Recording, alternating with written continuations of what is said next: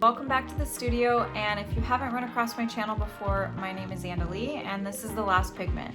I cover watercolor DIY, and we do a lot of creative projects in the studio. It's about making a creative life that is sustainable and healthy. And if you are interested in more tutorials, go check out my website. It's thelastpigment.com, and I'll see you in the rest of the video.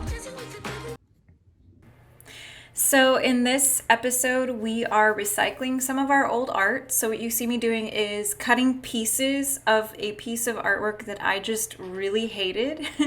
And so what I'll do sometimes in order to keep my art alive and not be wasteful is I'll just go cut up some old pieces of an artwork that I hated, rearrange them on paper, tape them to it, and then go scan it.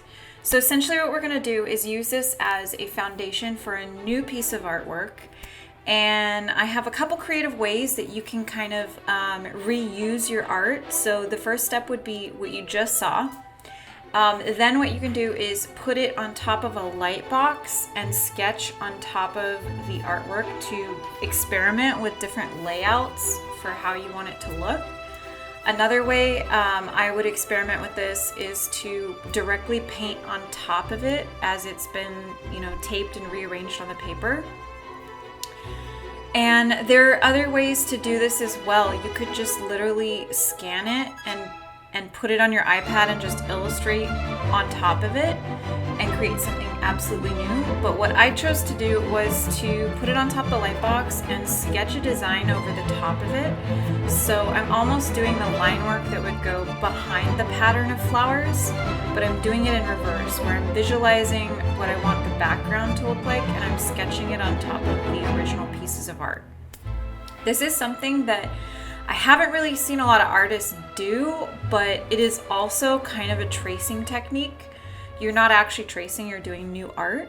But I really love this because it helps me to rethink the original art and how I want to use it or how I want it to look.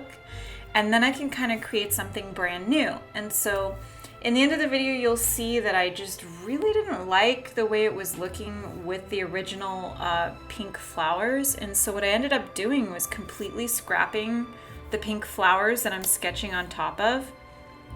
I created this cool floral pattern, and then I scanned it in and I put it on my iPad. So my process was a little bit different for this piece, but I really feel like it ended up turning out really nice. I love the pattern that I created for it, and it felt really like it fit in line with my brand.